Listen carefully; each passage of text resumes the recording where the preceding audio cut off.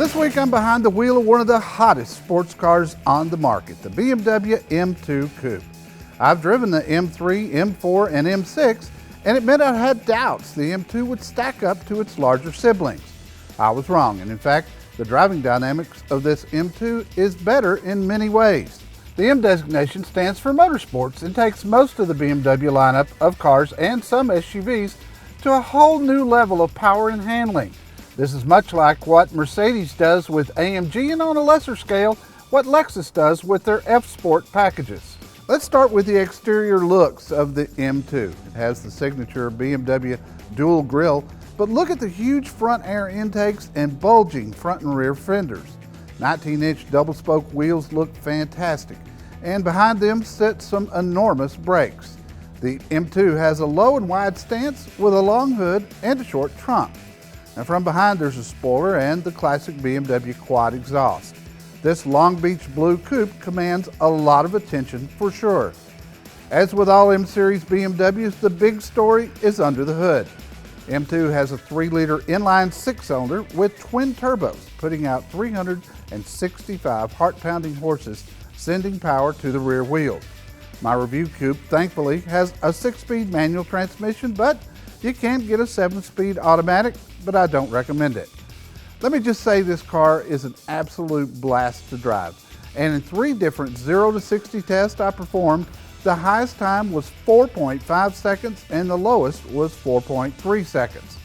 The M2 has the same suspension as the M4 and the handling is superb. The word that comes to mind with this car is balanced.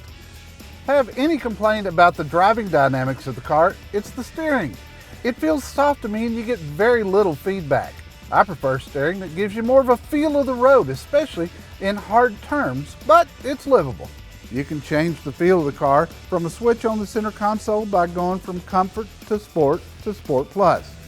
For running the M2 through the paces, Sport Plus is the way to go, but the ride is pretty harsh. For normal driving, Comfort mode gives you a much smoother ride. The M2 exhaust sounds fantastic from outside the car, and it's even better inside. But know that when you go to the sport modes, the exhaust sound is piped in the car through the stereo speakers.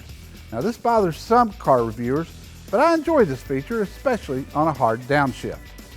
The interior of the M2 is nice with carbon fiber accents. Standard leather seating with blue offset stitching adds a touch of class.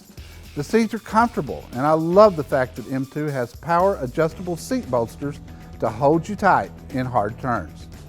You have a clear line of sight to the gauges, and there is a small driver info center you activate from the end of the blinker stalk. From the center console, you operate the BMW Idrive from a round dial surrounded by buttons. Everything is shown on a fixed high-resolution screen. Now this is the latest version of the Idrive, and it is improved, but I still find it cumbersome. I'll have this car a week and I still won't have the system down. There's no doubt you'll eventually learn it, but it's going to take some patience. The M2 Coupe has more backseat room than you would think looking at the exterior. Adults up to about 5'10" can sit in the back seat, but there's no picnic getting in and out of it. Trunk space is okay considering the overall size of this car. All BMW 2 Series come nicely equipped with a lot of standard features like power seats in front that are heated, a Harman Kardon stereo system, navigation system, voice command, Bluetooth, and real-time traffic.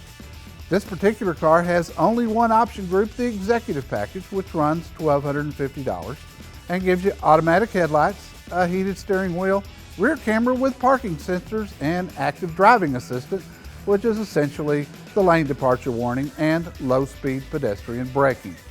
Nice features that come for free on the M2 include 19-inch wheels, keyless entry, xenon headlights, climate-controlled air conditioning, and a lot more. Fuel economy is rated at 18 city and 26 highway, but I'm not quite getting there. It could be my driving habits. You just can't drive this car gingerly. I don't always make definitive statements about whether a car is a great buy or not because it's somewhat subjective. However, I will flat out say that the MSRP of this M2 is $54,500 and the car is actually worth more than that considering the performance and the fact that you get 4 years or 50,000 miles of free maintenance. Whether you're heading for the track or to church, this Beamer is sure to put a smile on your face.